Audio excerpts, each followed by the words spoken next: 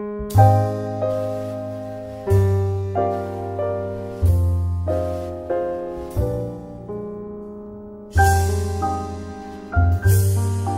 good morning everyone. So I'll declare open the council meeting for Wednesday 25 February 2015. Councillors, this is essentially a further meeting on the long-term plan and budget. So you should have distributed two booklets, your one with the minutes and the agenda, and then the detailed report, which is one report essentially covering all matters. So everyone got those? Great, okay. So we have apologies. I've got one apology for lateness from Councillor McPherson and one from Councillor Mallett, so I'll move those. Seconded by put one in for Councillor Gallagher. Councillor Gallagher for lateness. We could add that as an auto text, I guess. All those in favour? Any against? Carried. Agenda as is, I'll move. Seconded by the Deputy Mayor. All those in favour? Carried. Declarations of interest, any? I'm particularly interested. No. Public forum? None. I haven't been advised of any. Right, the next item is item 5, page 5, council meeting minutes of the 9th of December, reconvened on the 10th of December and the 3rd and 4th of February. That was one meeting, councillors, and the minutes are all there. I'm going to move those, seconded by Councillor Wilson. Any discussion on the minutes? Okay, all those in favour? Against? Carried. Item 6, long-term plan report. So we're now going to our booklet. Councillors, just in terms of order, and talking with the CFO and CE, it seems a better way to deal with the order of this report is to address, I guess the structure of the report is there's sort of the list of recommendations, if you like, so just putting those to one side because we'll work through those as we go through the day. It seems the best order really is to take 8 and 9 on page 3, simply because these are already in the budget and the other items are not. And I think for clarity and understanding about what it would mean to put what are currently unfunded items into the budget, we need to have clarity about, you know, what is the budget. Okay, so we will take items 8 and 9 sort of as the first order, then we'll go back to dealing with the unfunded, which is 6 and 7, and sort of work our way through just the rest of the report. So that's the order. So what I might do is, should I have one of these? Everyone got one of these? Yep. Great. That is the budget as given to us. Right, so that's the draft budget in this booklet. That's what it is. So if there's any changes to that as we go through the day, I'm assuming the screen is going to work and we will see. That's right. We have the model, Your Worship, Right. here to show the impacts on that. Okay. As we work our way through these proposals. Great. So that will mean that we'll get to see how they change from the sheet we've got in front of them. They'll deal with graphs, and the CFO will tell us what the consequences are for any changes we might make, and I will ask him to do that in the CE if he has any comments, and the general managers on particular topics before we vote, so that people have an understanding of what the whole means and what it does to the whole budget. Right, so we happy with that process? Great. All right, so I'll hand over to Richard. Are you doing an introduction or CFO? No, effectively it's a continuation of the concept. All right, CFO. Thank you, Your Worship. Very brief introduction to where we are at. The position is that we've had some minor amendments to the budget over the course of the last few weeks, subsequent to the meeting that we had on the 3rd and 4th of February. Those are reflected into the schedule that you've got in front of you. One of the most significant was a change in the treatment of a couple of lines of what were treated as maintenance initially, and when we went back and reviewed them, we found they were capital expenditure. Those made a small improvement to the balancing the books position that you've got in front of you, moving up from around about $121,000 on when we finished on the 4th to $771,000. There were some offsetting. Sorry, Paul, could you this is the where middle those figures are? The middle table here, and also in your The one that says overall debt versus prudent debt levels. No, this is the one that reads balancing the books in the middle of the three tables. Okay, those. So which years are you talking about? The balancing the books figures started in 2016 at 771 now, and originally we were around about 121 when we finished the meeting on the 4th of February. Positive 121 and now the positive Now 771, yeah. 771. That's right. So we have moved that up. Other changes have been effectively cancelled out. So that is the major change that has occurred, as is highlighted in the papers.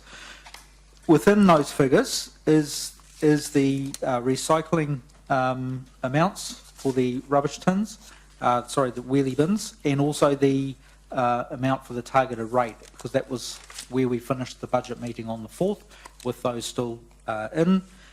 We have also... Sorry to interrupt you again. To be clear, so the cost of buying the bins is in and the revenue from the targeted rate? That's correct. Okay.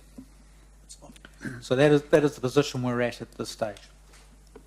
And I'm happy to take any questions on that before we go on to the... Right, so item just 8. in terms of your report then, is it, I mean, it's very clear to read, and you've drawn to our attention a change, thank you. Are we, from your perspective, are you wanting questions on pages 3 through 7, or are we better to move to the individual items and then, I mean, what's your advice? I think my advice, Your Worship, is to start with the proposals. That's the 2 items that are included, and then the 2 items that are Right. not included. And then I'm happy to take questions on the remainder of the budget after that. As we come back, right. Right. Okay, is everyone happy with that? Yes? Okay. All right, so if we go to page 8, item 8, page 35, which says rubbish and recycling. So what the CFO has said is that pursuant to the resolutions that we have made, wheelie bins is a funded item in the budget and a targeted rate is in the budget already. We asked staff to go away and come back and tell us about paid rubbish bags. So this report has been prepared in response to that, and I have had a couple of councillors signal to me that they also wish to deal with the wheelie bin topic itself. One councillor is wanting to move a motion about the targeted rate being removed, and another councillor is wants to discuss whether wheelie bins in fact should be included at all in the budget. So what I'm proposing to do is get the General Manager first to speak to the actual report, which is about paid rubbish bags, really. That's the essential item that we asked to come back on, and then I'll look to the councillors who have indicated they want further discussion on the decision on this topic. So, rubbish, Chris, is that you? Your Worship, the General Manager's just slipped out to get some more information pertaining to that report, so he will be back in a couple of minutes. Right. So we're Apologies. late on. Okay, so should we, in the interim, we could take a 3-minute water stop, or should we at least give visibility for the motions that these councillors have indicated? So what I'm dealing with, Councillor Pascoe and Councillor King, right? That's correct. So what have I got up there? Could probably potentially So put them that- both on the screen. So that, Your Worship, is my motion, yeah? Yes. Thanks, Judy. And this is Councillor King's. So how are we, sorry, we were talking prior to the meeting about the procedure. Can you just, Democracy Manager, what are we doing? Are we taking... My advice, Your Worship, is that Councillor Pascoe moves the motion, the first one up on the board, Right. and then that is subject to an amendment. Right, okay. So there's the visibility of what they say? And is the amendment Andrew's Yeah, motion, is it? Oh. yeah. Or shall I? So Councillor Pascoe and King, I mean, I think it's premature to start talking to them because we're supposed to be dealing with the report. So I just thought we'll stick the words up there so people can read them. And what I'm going to do is we're going to just wait for the General Manager to arrive. So, Oh, Your Worship, does this mean it's not only the wheelie bins, but if we do want to, because I have some questions about user pays rubbish, but if I do want to include user pays in our long-term plan? This is the opportunity to do it? Yes, it is. Okay, well then I'll be signaling, subject to questioning. So but- did you, so that's why we might, because there seems to be a lot of interest about this topic and motions all over the place, the democracy manager is the person that will give the advice on order and how best to structure it so that everyone gets their views out. So I'm going to take an adjournment of 5 minutes while we wait for the general manager to come back. And if you need to have conversations with the democracy manager, please do so. Thanks.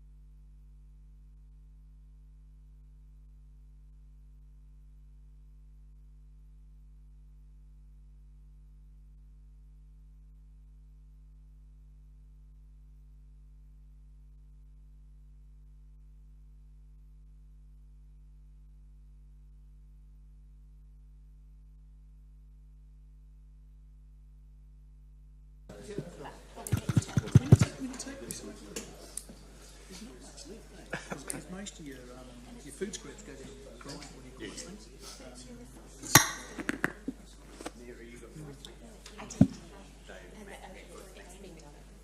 But the problem is recycling just isn't money, so they will.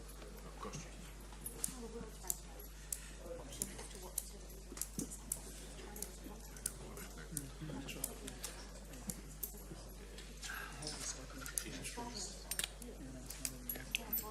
Okay, so I think we're ready now, are we? Okay.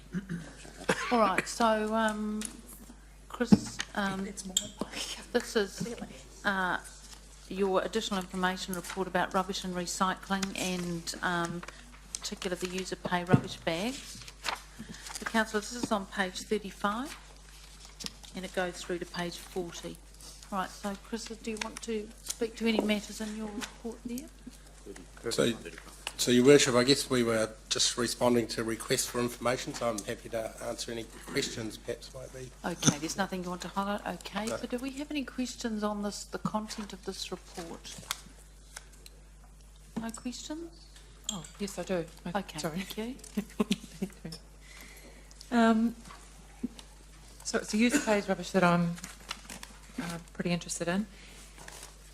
The report didn't actually tell me what the impact of the user pays system on actual rubbish was. So I just wanted to know if you could tell me if there were any other council examples that you can describe to us that show us the difference between actual rubbish that was dumped before user pays and after pay. So we've got, we've got the rates impact and the financial impact and risks and considerations, but I don't really get a feel for how much rubbish do people end up dumping if you don't put a user pays system on it, and how much do they end up dumping when you do?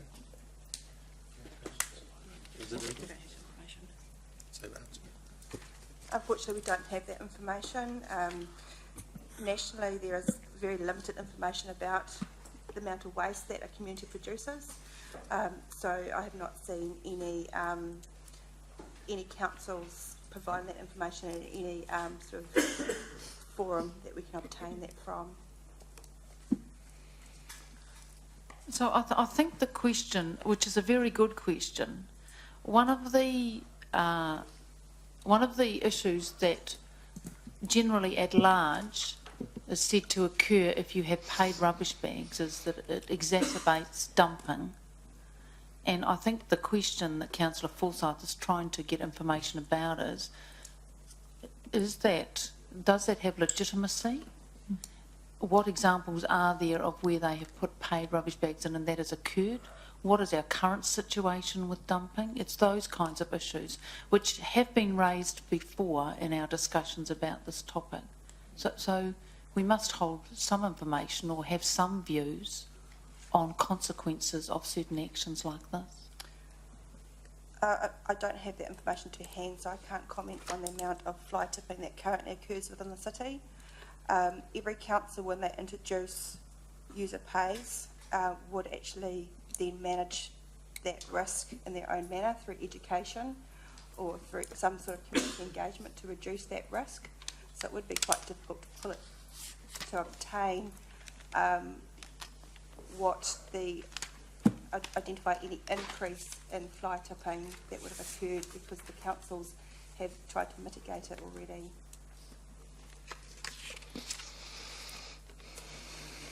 Okay, so you can't give any information about? No, we haven't collated that information to date, no. Not specific times, instances or volumes or tonnages of waste. No, we don't have that information at the moment. Look, it's probably anecdotal, but I understood when Tauranga, sort of going back to the other part, when Tauranga introduced user pays, that the landfill wasn't filled up as quickly because people were much more careful about what they threw out. So that it's just anecdotal, so there's no data that tells us I'm not aware of any data that's available, no. around the country. What about worldwide?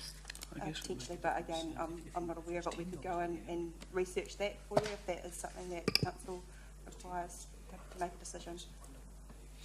Yeah, I think it's pretty important information because if you're trying to curb and Councillor change Miller, behaviour. can you not speak in whole conversation? It's really difficult to hear because it's picked up on the vibrations that go around the room. Plus, I think it's a courtesy thing as well. Okay, no, that's fine. If you haven't got the information, you haven't got it.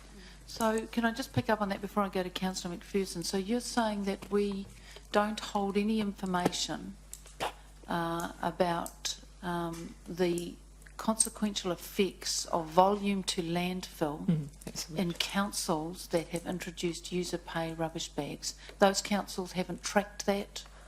We don't have that information. What's the situation? I'm not aware that that information exists. It may do. We will just need to go and find that information. Okay.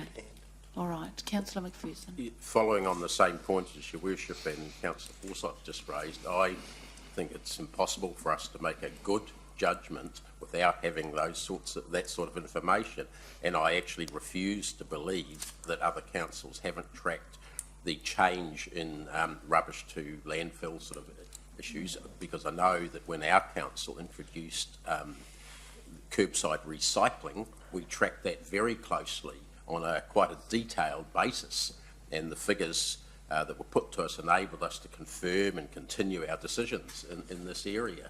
I personally believe that there are other methods than wheelie bins and user pays and things like that, but I want to challenge staff. Where are those figures before? They would at least help us in the Hamilton case. I mean, I can't understand why you're bringing something to us without that sort of evidential So, Councillor support. McPherson, your question on that was? Where are the figures? Why can't you get them for us? And why haven't you got I think them? they've said, well, they haven't collated them, and Yeah, but I think they've answered that, and despite your best endeavours to get the information, I don't think it's forthcoming today. Yeah, thank you. Yeah. Point well made. Yeah. Councillor Pascoe. Yes, my question may be a follow-on from this, but I was hoping that we might have got some separation in cost between the disposal of the, what I call black rubbish bags that go on a separate truck each week from the papers and the bottles which go in the separate box.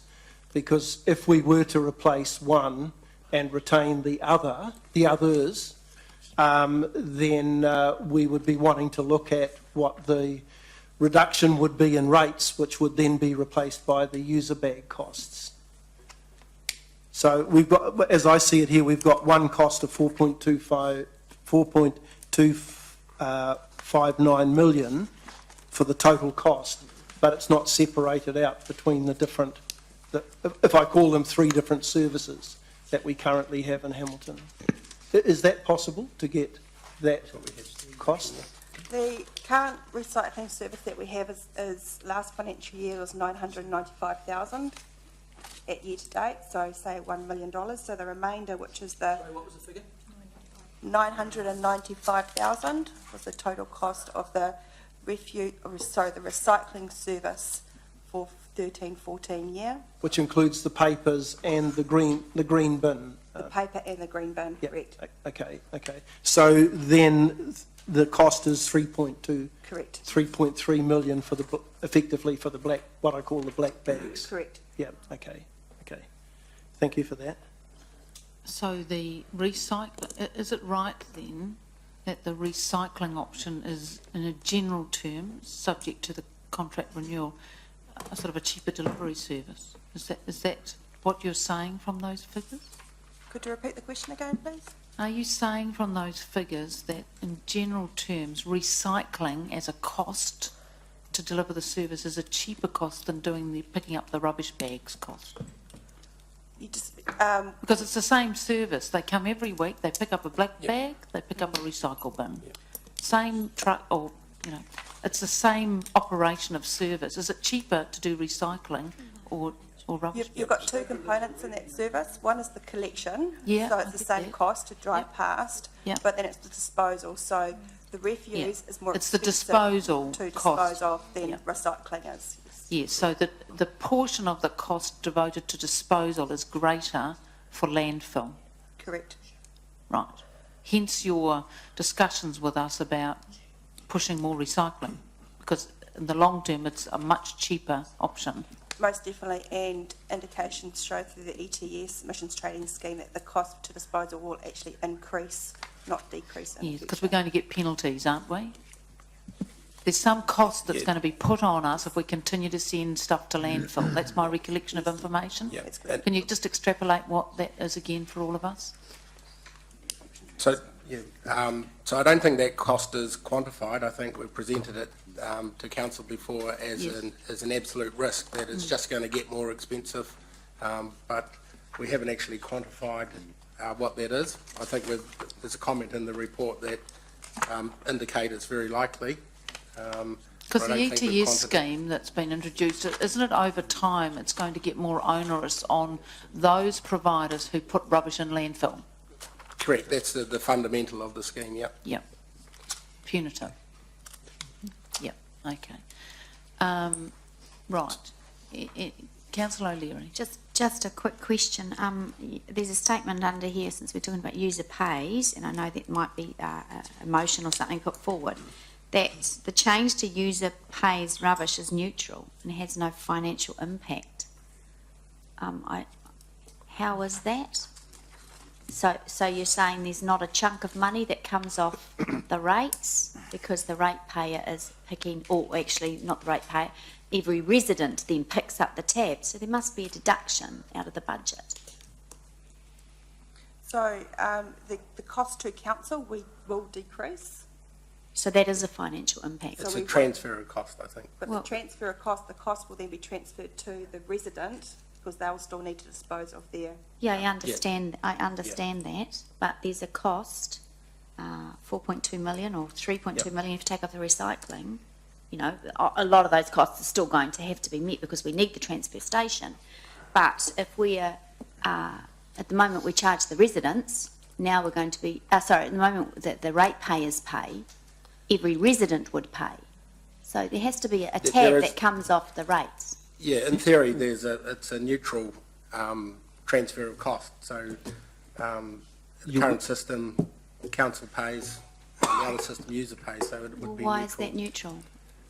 If I may. Because you're transferring- Sorry, I'm unclear. I don't understand. Yeah, there is an assumption inherent in that the cost to the ratepayer would be reduced.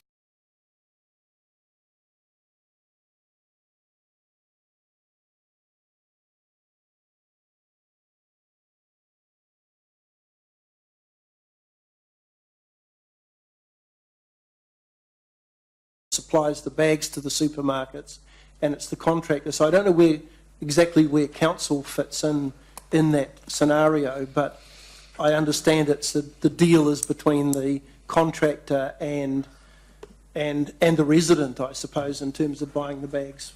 You're quite correct. The difference between what we're Can you proposing speak in Tara- the mic, please? Just push it down, thanks. The difference with that is in Tauranga there is no council involvement in the waste service, so it's an open market, and the two contractors then vie for their own market share.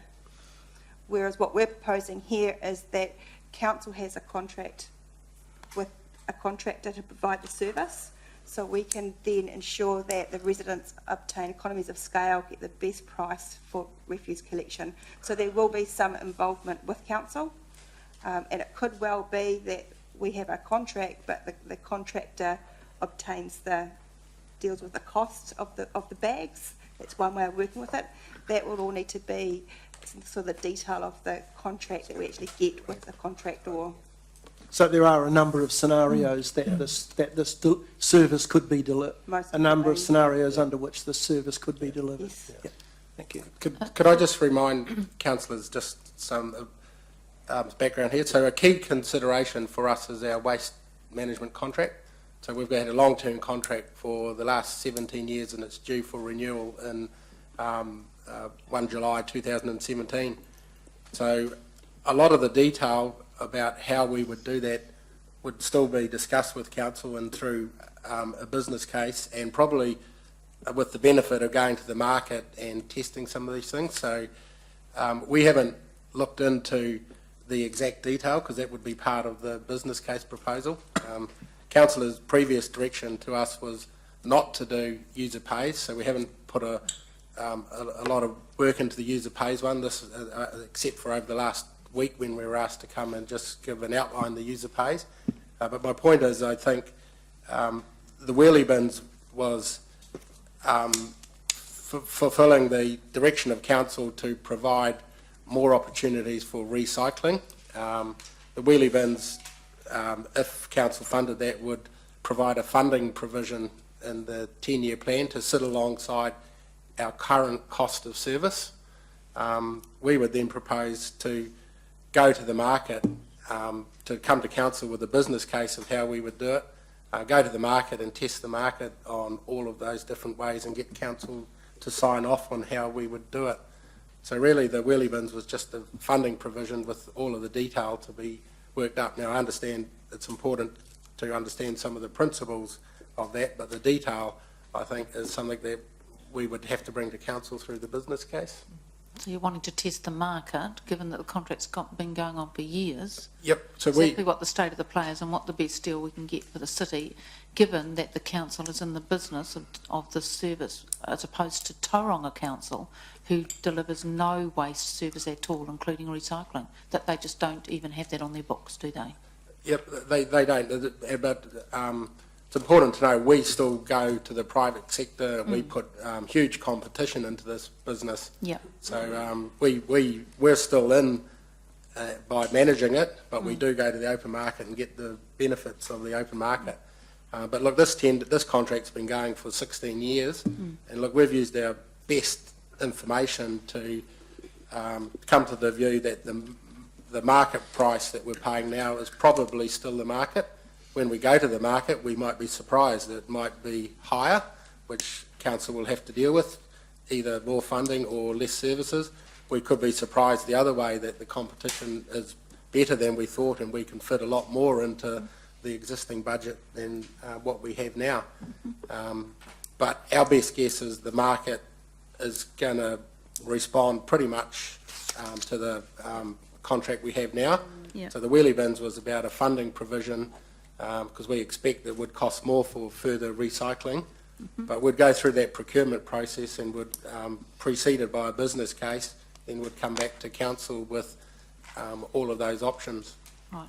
Can I ask you just some questions about whether you think the public is sufficiently aware of all of these things that we've talked about in terms of waste?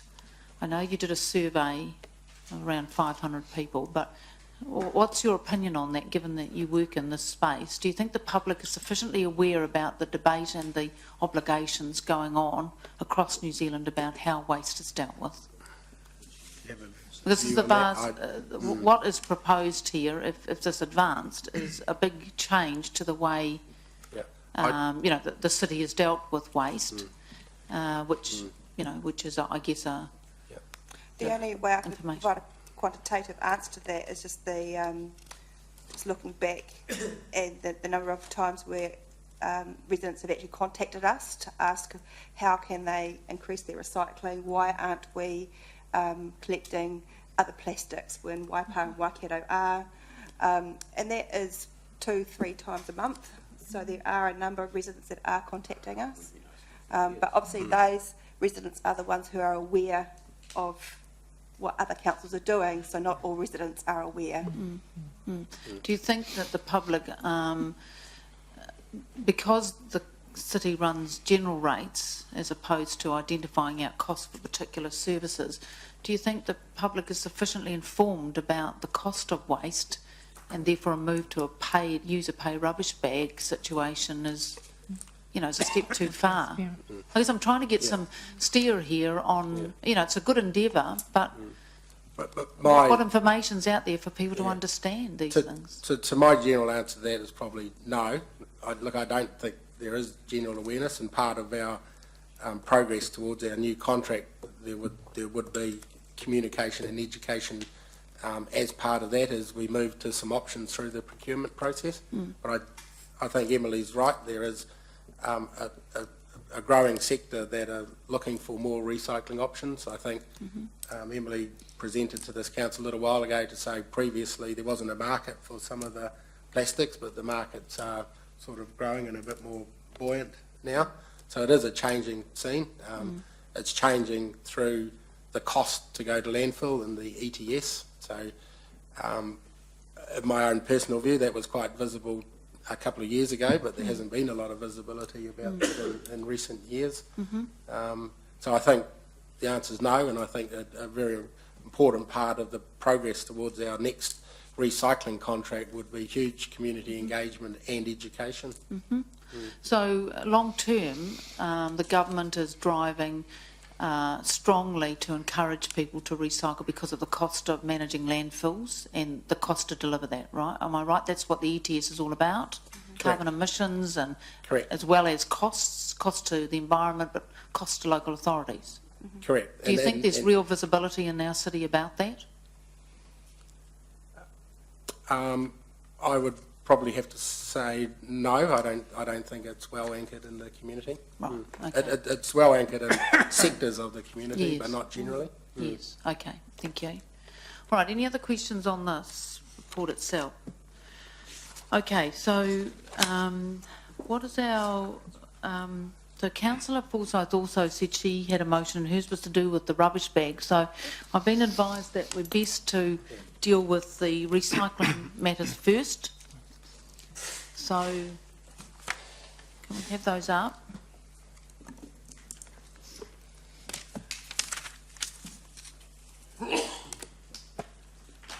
So we're going to deal with Councillor Pascoe's motion and Councillor King's. Well, his will be an amendment then, will it? That's correct. Right.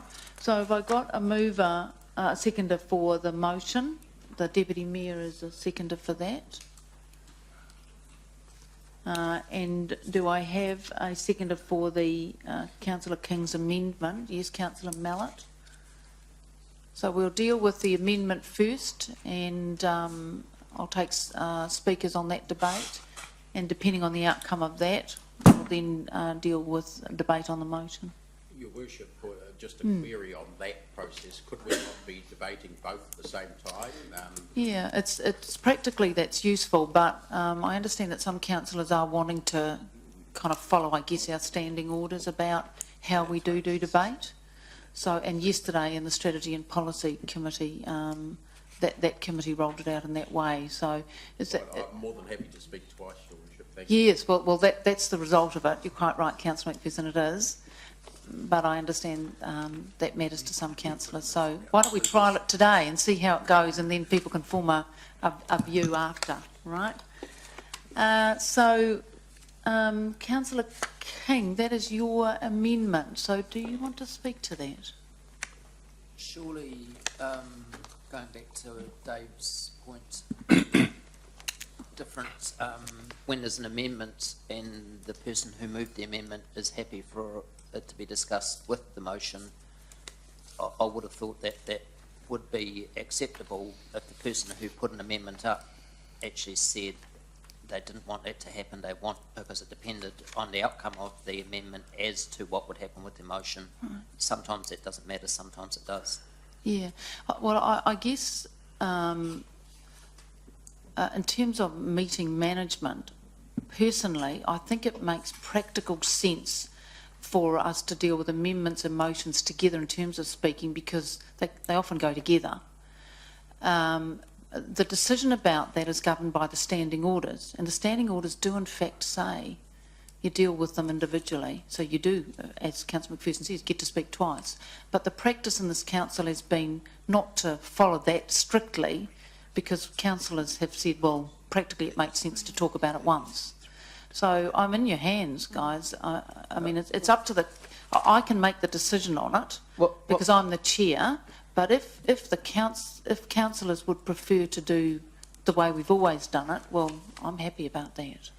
What my point is that if you do it how you've always done it and somebody wanted to raise a point of order, then you would handle them separately.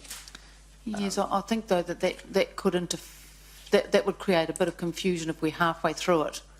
I think we need to be clear about the process. So perhaps if I approach it this way, are councillors happy to deal as we have always, since I've been here anyway, with it, sort of speak once and kind of deal with them together, or do you want to follow the actual standing orders on it? What my point I'm trying to make here is sometimes it matters and occasionally it matters and most of the time it doesn't. But Right.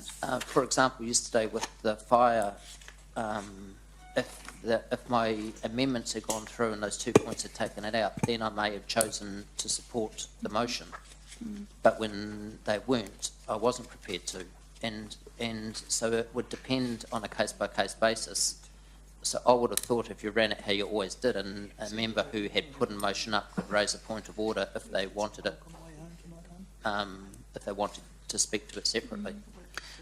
So I would prefer, as chair of this meeting, to have the process sort of established so that we're all clear about it. Otherwise, we're sort of picking and choosing, and I'm not sure that that's helpful. Good point, but I think we should be clear about the, how we're going to do it. I've been comfortable with the way we've been doing it, but I do understand that others might have a different view, and I'm relaxed about that. So, Councillor Gallagher, you want... Standing orders again, please, just so we're clear. Because, I mean, well, standing orders is that if someone puts up an amendment, that's a separate debate. Is that what the standing orders say? Is that correct, Democracy? That's correct, yes. Well, I mean, all someone has to do, and you talk about pick and choosing, there may be something of a huge moment where I think I would just exercise my discretion to point of order and invoke standing orders. With the leave of a meeting, then obviously you can actually debate both.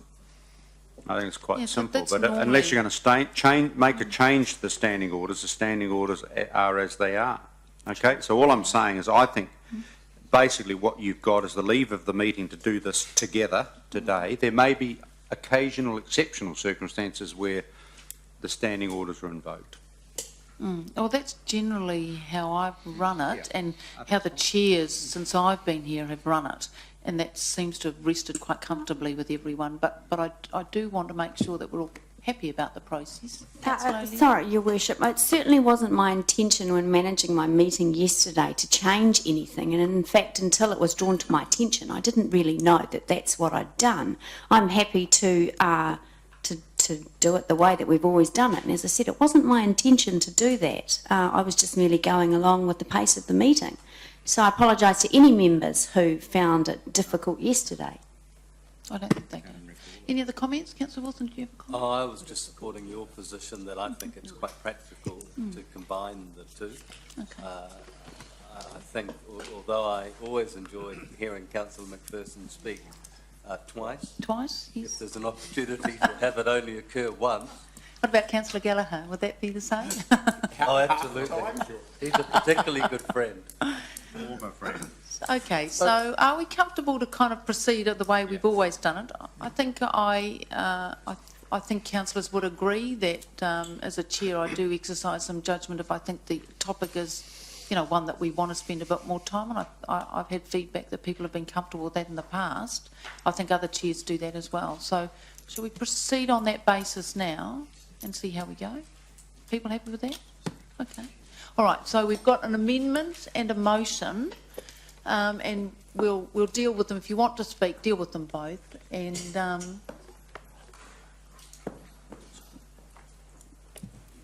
Councillor King, did you want to speak to your amendment? Yeah. And just state what your position is, councillors, when you speak, so that people are clear. Thank you.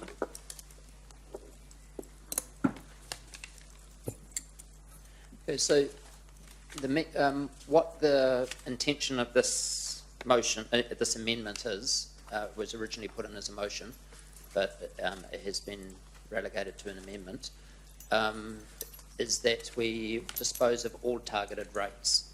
We dissolve the targeted rates for Hamilton Gardens. We dissolve the targeted rate for the wheelie bins, and to fund it, we dispose of the wheelie bin. We don't go ahead with wheelie bins. At the moment, we're double dipping. How we stand right now is we're taking the money as a targeted rate and we're taking the money from the budget. I'm proposing that we don't go ahead with the wheelie bins. We're not in a position where we can afford to do that, or if we are in a position where we may decide to do that, we may not. I'm not saying no wheelie bins for recycling ever. I'm saying right now we transfer the money from the wheelie bins to remove the targeted rate on Hamilton Gardens. When this council first came in, one of the first things that we were asked to vote on was a targeted rate for Hamilton Gardens. We were asked to put up about $600,000 a year for 4 years, I think it was, to fund the gardens, and that there would be lotteries. We would try for lotteries, grants and external funding. We haven't seen any. We are spending our $2.5 million or around about on the gardens, but we haven't, at this stage, 18 months later, we haven't had any funding that I'm aware of, that this council's been made aware of for the mass amount of money we were looking for the gardens, which I think was up, at the time it was proposed, up around $5 million, $4 million. We haven't seen anything come of that. So I'm not, this isn't about not going ahead with the gardens with the $2.5 million that we've put aside. This is about moving the money from the wheelie bins over to the gardens. At the moment we have the green bins that we can put out, and we have a newspaper that and our cardboard that we can put out, and if we need more green bins we can buy more green bins, and the householder can and put them out. You could put 6 green bins out if you wanted to. There's no limit on how many green bins you're allowed. The same things that we're proposing to put into the wheelie bins are what goes into the green bin anyway, so we're not gaining anything by using the wheelie bin. From a budgeting point of view, this all works. I understand the CFO is comfortable that the savings from one area will write off the money in the other area. Now, what's driving my desire to get rid of targeted rates altogether is that, as we know, in the 2012-2022 plan, we, the council at the time said that they would hold rates. At the time, the people who were on that council were the Mayor, Councillor O'Leary, Councillor Chesterman, Councillor Gallagher, Councillor Wilson, and Councillor Forsyth, and of course Councillor Dave McPherson.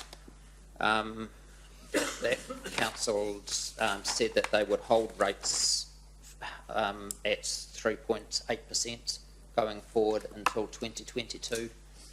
To bring in a targeted rate and break the is in effect breaking the 3.8% that we voted on, that this council voted on for going forward.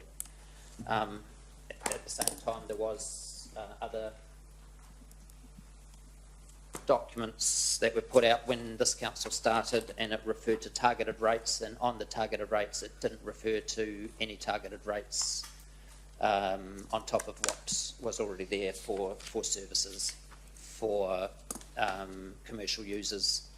It didn't refer to a targeted rate for Hamilton Gardens. It didn't refer to a targeted rate for wheelie bins, and it certainly, who knows, we opened the door with the gardens. We've now proposed a second one, which this council, extensions. We've proposed a second one, which this council voted through for the wheelie bins, and we're leaving the door open for this council to feel they can break this document and vote through any other targeted rates that they may feel that this council needs in the future. of course, then we had councillors who put in the election mandate promises in their election mandates and advertising, saying that they would stick to the plan, which is... Point of order, Your Worship. Yes. That is untrue. I provided Councillor King with all of my advertising material, and I asked him to show me where I had made a promise that I have broken. He hasn't come back to me on that. That is my advertising material. So he shouldn't just talk about all councillors that were on the last council or who were standing. He should name them. I said some councillors, Gordon, and I did not name you. So... Well, I'm sorry, Your Worship. Stop. He named me in an advertisement. Stop. When you raise a point of order, I listen to it and then I make a decision. And I can ask someone else to comment on it if I want to. I don't need anyone else to comment on it. He didn't refer to anyone in particular, he just said councillors. So I'm happy that it's not a point of order. Okay. You're on time, Councillor King. You've already had an extension granted to you. I move a second extension, Your Worship, given that the point of order's been included in the time. Yeah, so 5 minutes in the standing orders and you've had an extension once. So. Thank you, Mayor Julie. So, as I said, some councillors used this in their advertising as part of their election mandate. And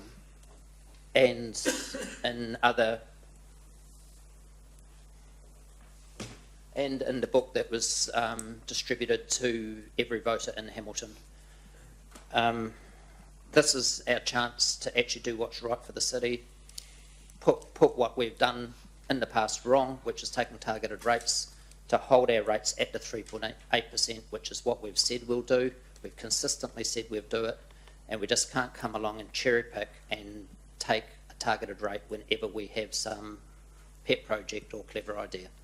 We need to hold the rates, and that's the overall rate at the 3.8% for the ratepayers of the city. So I'd ask you to please support my amendment.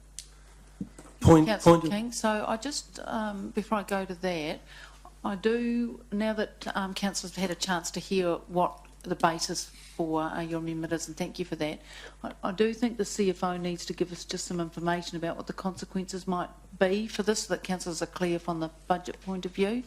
Now, we'll do that. Mine was a point of clarification on facts relating to Councillor King's statement, and that was around the wheelie bins. Yes. It's my understanding that once the wheelie bins are introduced, further goods that are currently not collected for recycling are able to be included in the wheelie bins. So it won't be a matter of the papers and what's currently collected in the green bins, but there will be other items. Could I just get a clarification that my understanding of those facts, just let... Wait, he hasn't finished. That my understanding... Point of order, Your Worship. No, he's in mid-sentence. You finished? No, I was just going to say my understanding of the facts. Right, well, no, you've asked the question, which is you need clarification on what goes in the wheelie bin. Thanks. What was your point of order? Is that not also the case with the current collection bins, that other things could be collected? Right.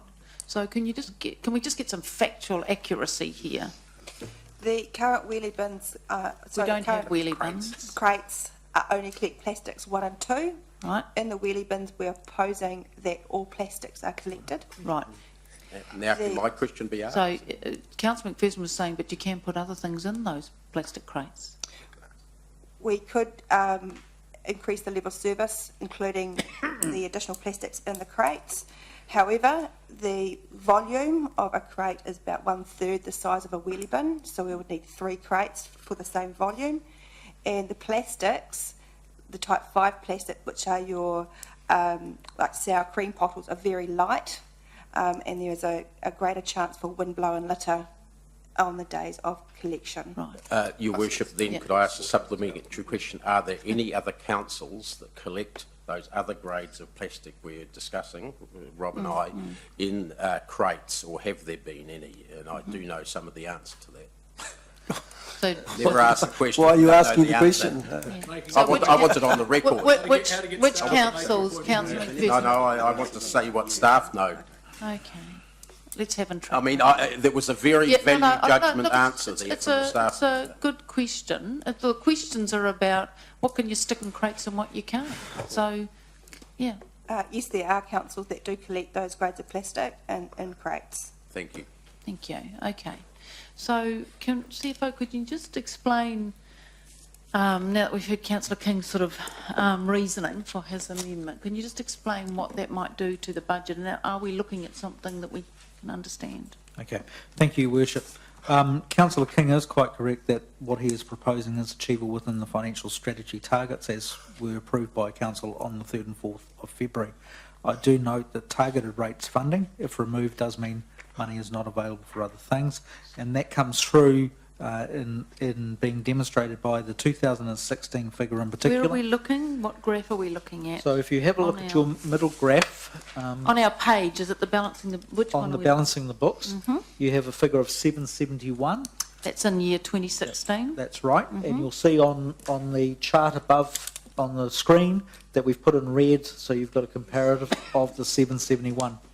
So Sorry, to explain what we're looking at there, the red line we're looking at in the graph is the balancing the books line in the current draft budget that these papers we've got relate to. That's correct. And the black line is the changes, is it? Okay. Yep, thank you.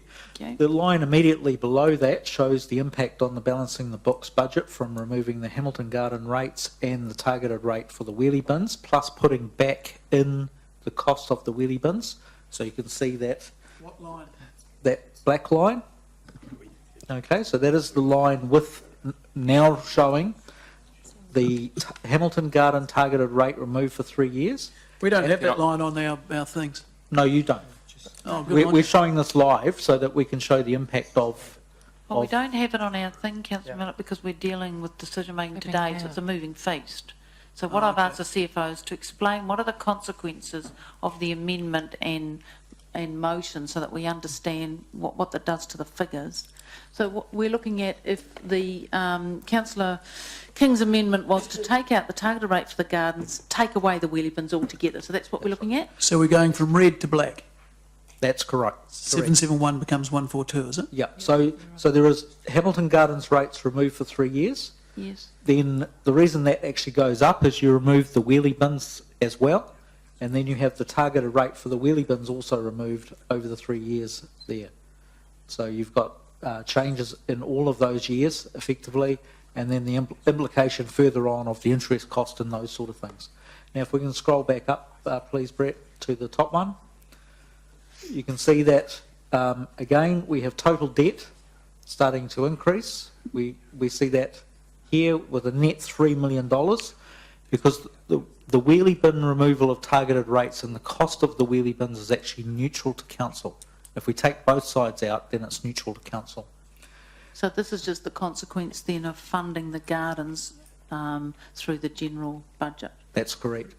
And again, you can see that particularly in 2021, that year that I've talked about in the past, where we are very close to the debt limit, that moves down the margin that we have in that particular year down to $2.9 million.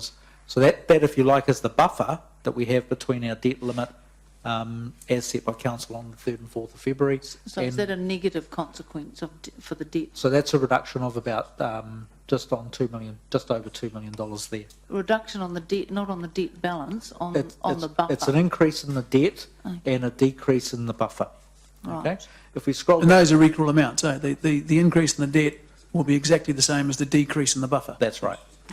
Yep. So debt goes up because we're funding the gardens. Sorry, just to clarify that, it may not be in some of these earlier years because you're actually adjusting the revenue as well. Okay. Yep. Yep.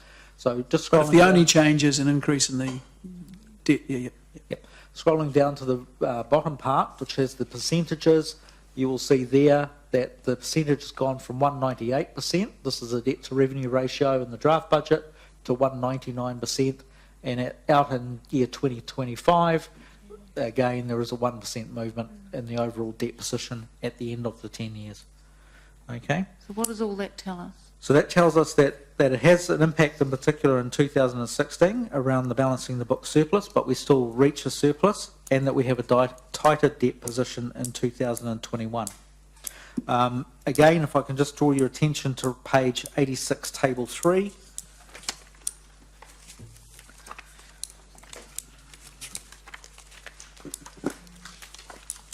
You will see that we have a graph there showing the rates and the level of rates. If this were to occur in 2016, the decrease in rates that you see in 2019 would happen in that year, and then rates would return to 3.8% increases in every year subsequent to that. And I'm happy to take questions on that. Right. So Okay, just in what, oh, sorry, but I was just going to say, is it helpful, councillors, to take questions on this, and then I guess in order to understand the motion, we need to see what effect that has on the numbers, because that's about no targeted rate, but still having the wheelie bins and leaving the gardens as it is. So let's take questions on this one first. Right. So just to be clear, in this exercise you've just been through, to the extent council's finances are slightly negatively impacted, the ratepayers' financial position is positively impacted, isn't it? By definition. The ratepayers would not have targeted rates equal to $10 per week for the Hamilton Gardens rates, Or per 38, year, yeah. plus GST, and $25 or whatever. So the money just stays in the hands of the people who earned it rather than in council? Yes. Thank you. Your Worship, sorry, just to query on what you said just before that, you talked about the scenario still including the wheelie bins without the targeted rate, Yes, whereas the amendment doesn't do that, No, does it? no, Okay, I the just want to amendment's clarify them that. all out, and the motion is them in, but just not targeted rate Sure, for thank you. wheelie bins, yeah. So perhaps I can finish any questions on this scenario, and then I can show the scenario in relation to Councillor Pascoe's motion as well. Any other questions on this? Yes. So are we staying within the budget with the amendment? We're staying within all the limits of the financial strategy, yes. Can I want Lance just to check, you made some comments, Councillor King, about the Hamilton Gardens project. About funding that, I just want the General Manager, you would have heard those, Lance. What is the position in terms of the funding for the gardens? The status of that? So we've been collecting a target rate this year, the 14-15 year. Some of that will be, a small amount of the $600,000 will be spent this year for consents and design and things like that. The rest of it, really the guts of the project are really probably, depending on other funding as well, will be later this calendar year and next calendar year onwards. Obviously the targeted rate for those years would be accumulating as well, and then we go with the other funding that we get from outside sources through sponsorship and philanthropic trusts, etc., and lotteries. So at the moment their money's accumulating, and we are budgeting on a project scenario that we will deliver all of that project within the 4 years, with the optimistic view that we will raise the partnership funding from outside to go with the targeted So rate what's the status with the fundraising? at the moment? Because there's a lotteries application going in shortly. Yep, so we've got a number of applications that will go in the next 6 months. Some of them are very imminent, some of them are very significant, and you know, there's a lot of information that has to go with that. Like a key part of that is the funding agencies knowing that council has its share of the funding locked in. My view is that if we don't have clarity on that and it's locked in our applications, then our likelihood of success would diminish. Thank you. Right, any other questions on this proposal, this amendment? Yes. I think Lance might have answered this, but I just wanted to make it clear in my mind. Does the Gardens targeted rate impact favourably on external funding applications? Yes. My view would be that if council isn't a funding partner in it, I don't think we'll be having a project. Point of order, Your Worship, on that, in relation to that answer. The answer stated, the General Manager stated that the council wasn't a funding partner, but the amendment still has council as a funding partner, just collected in a different way, so there would be no difference either way. And I think Councillor Pascoe's question related, was there a specific advantage, I guess? Yes, it was. To So, General targeted Manager, rate. the question was about having it as a targeted rate. Does that make a difference in the applications as opposed to what Councillor King is suggesting, which is funded just in the general budget? I would think that the funding agencies, all they want is clarity that council has committed to the project in its formal resolutions and its documents and that sort of thing. I think the targeted rate would probably, this is just my view, give it a little bit more weight, but it probably isn't critical. Just changing things midstream and putting applications, I would suspect, may not be that helpful. Okay. Oh, yes. How is a targeted rate any different from a normal rate on your application? A rate's a rate. We might put a special word around it, but it's taking money from the ratepayer either way. How do you put weight on the fact that by taking a targeted rate off every individual, on top of what we said we'd do, make any difference to lotteries?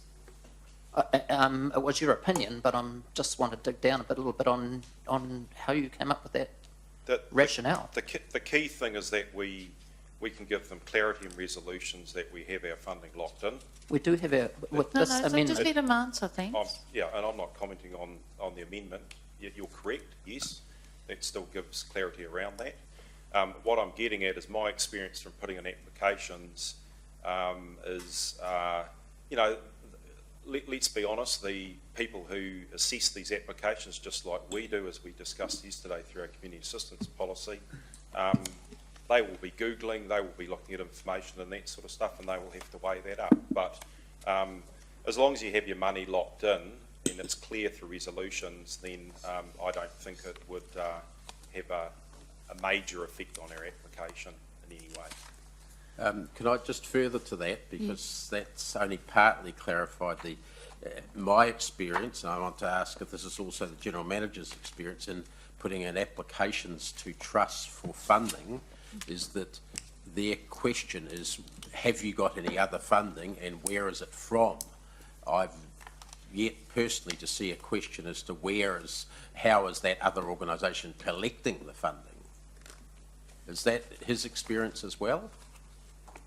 Yes, pretty much all the trusts you go to ask that question, because normally they like to see a partnership, the organisation putting in some money themselves, getting money from other areas as well as who they're applying to, so it's almost, like... But they never ask, how does that other party get its money?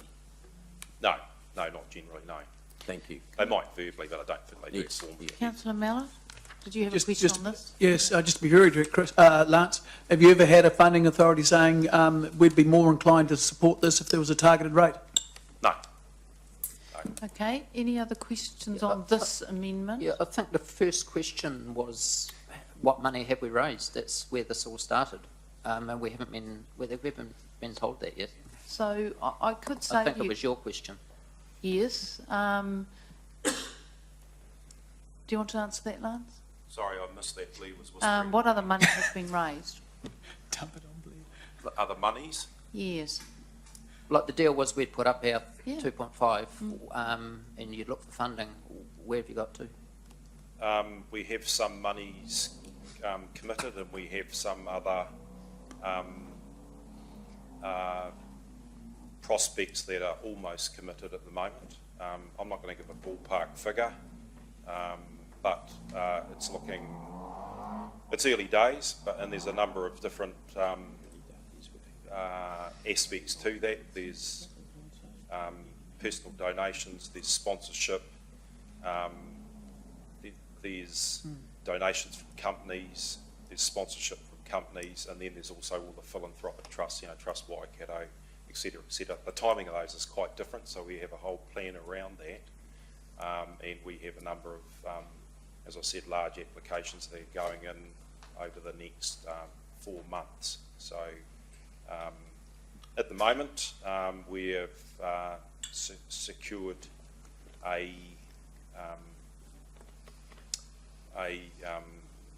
money in the hundreds of thousands, but not in the millions. So, but we're moving forward on that.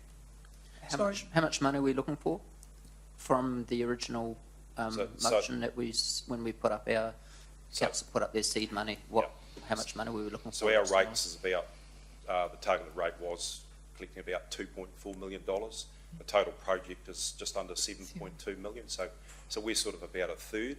So we're looking for 2/3 of that. Yeah. So just over the, just over 5 million. Thank you. Right, any other questions on this? Yes, Councillor Mount. Just to be, I mean, in the hundreds of thousands is a really waffly number. Is your memory just failing, or you're not sure what's locked in? And if you can't remember, that's fine. We can just find out later on at lunchtime or something. But I'm not expecting to. I'd actually need to check. There's some which there's things been just happening in the last few days. Okay. And look, I'll never give elected members a figure until it's actually signed on the dotted line. I've seen people do that before. And okay. Is there anything signed on the dotted line yet? Yes. Do you remember what that is? It's around $100,000. And but as I said, can you say who that's from? I wouldn't like to at this stage. They want that confidential, and you will have that. So that some parties do want to make donations, have confidentiality around that. And we've had that with other areas like the museum and the libraries.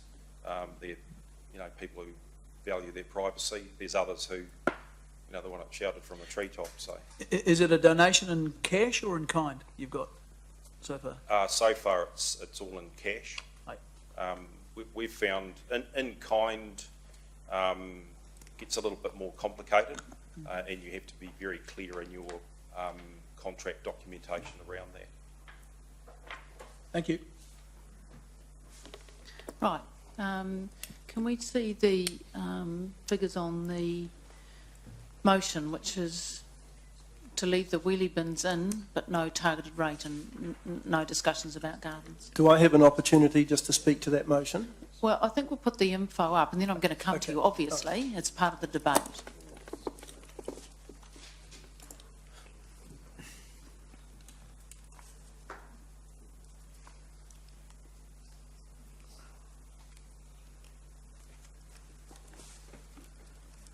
Okay, thank you, Your Worship. We'll just go to the debt to revenue again, if we could, please, Brett. This shows the wheelie bins put back in, and also the Hamilton Garden rates not being affected. This shows that the percentage out in 2021 is still affected by about 1% on the debt. That's the key year, and again by 1% out in 2025. If we go to the balancing the books, surplus returns to 771 in those first couple of years, they match, and then from then on you've got the impact of the targeted rate coming out for 3 years, and then the cumulative cost of that across as interest is impacted as well. And then if we scroll up to the... Sorry, Paul, I can't see that. So so the fourth year across, 1, 2, 3, 4. Third year is it onwards, 13 versus 11 million, is it? That's... So can you just be clear in relation to the years you're talking about and what impact they have? Okay, 2018, the budget drops from 3.3 million down to $2.3 million. That's a surplus, eh? That's still a surplus. They're all still surpluses.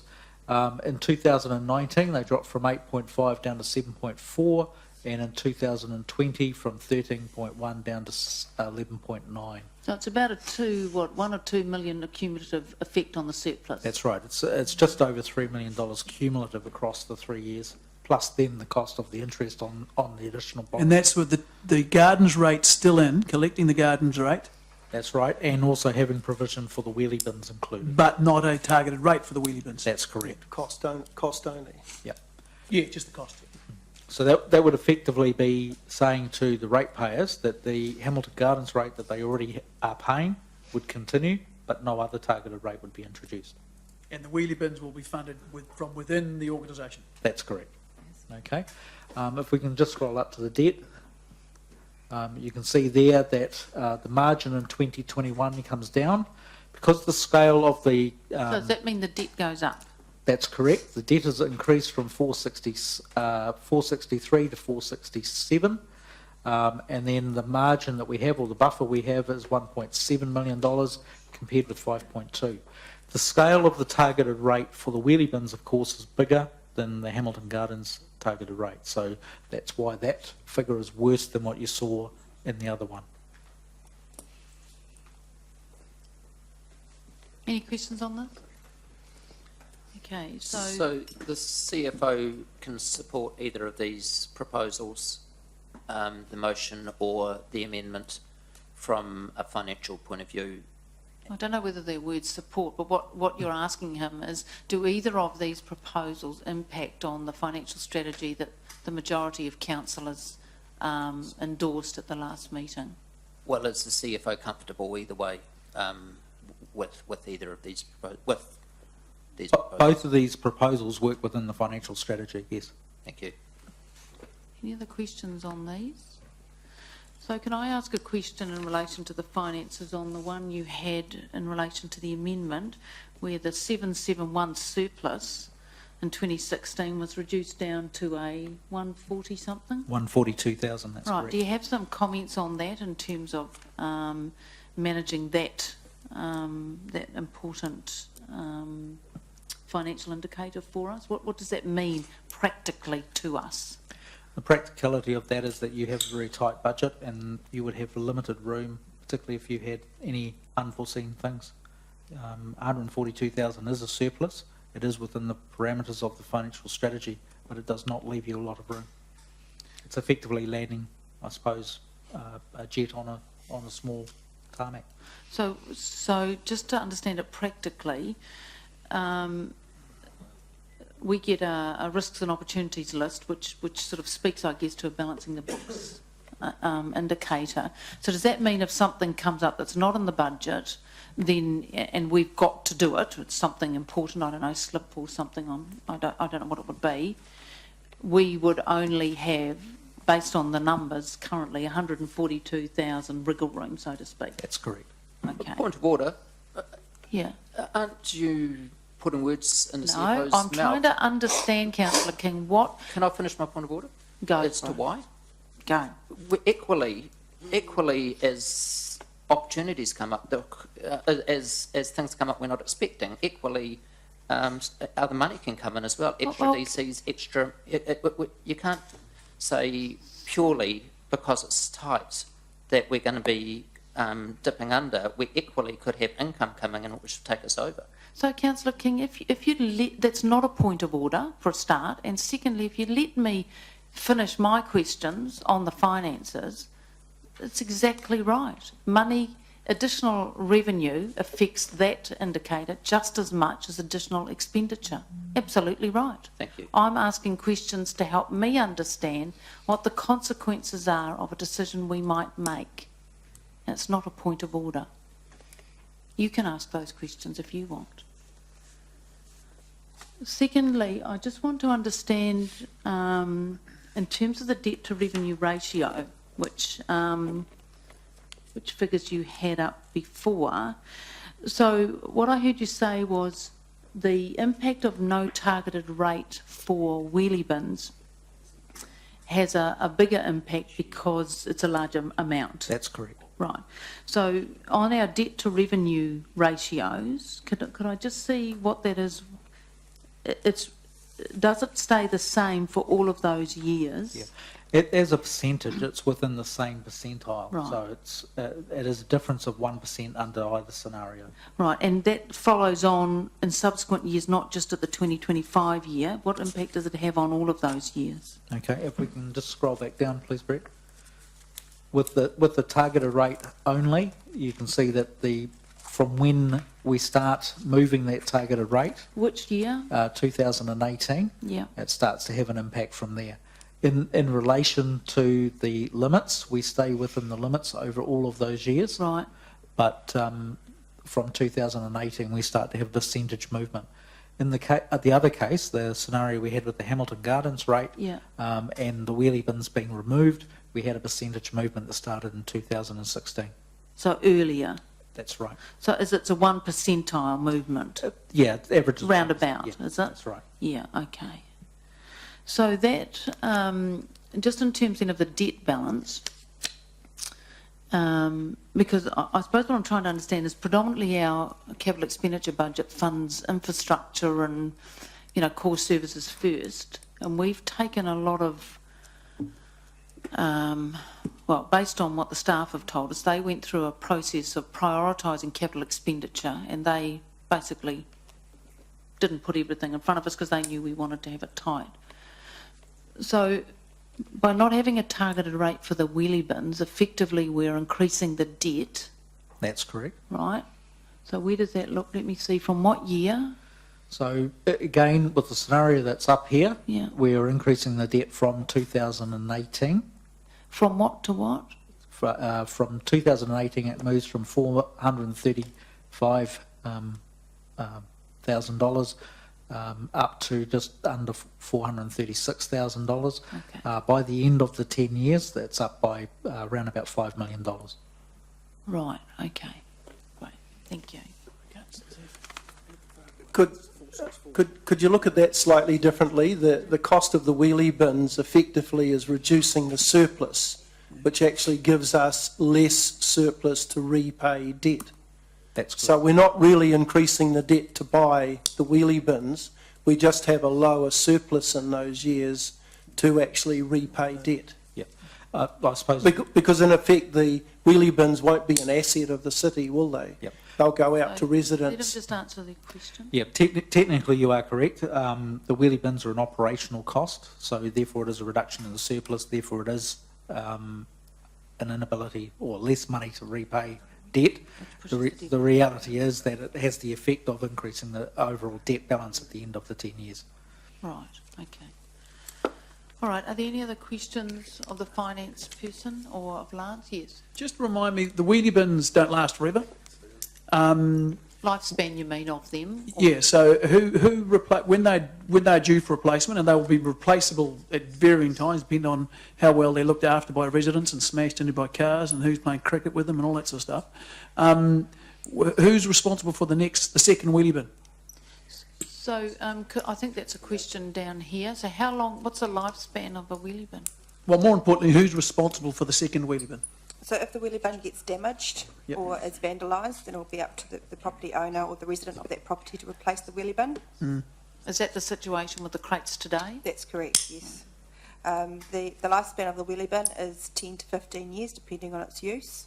So we would expect that the contract that we have with the contract to collect the wheelie bins will be around about the 10-year period as well.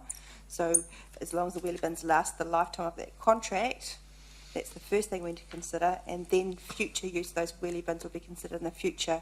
So obviously the service that we provide to the community needs to change over time as technology changes as well, just as we have seen through So do you know? recycling.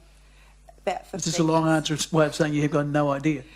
We would need to consider that in the future. We would expect that over time, majority of the wheelie bins will be replaced by the community as they get damaged. By the householder. Yes. So the householder will buy a new wheelie bin. So it's only one hit for the council to pay, and after that, the resident will replace it as and when they.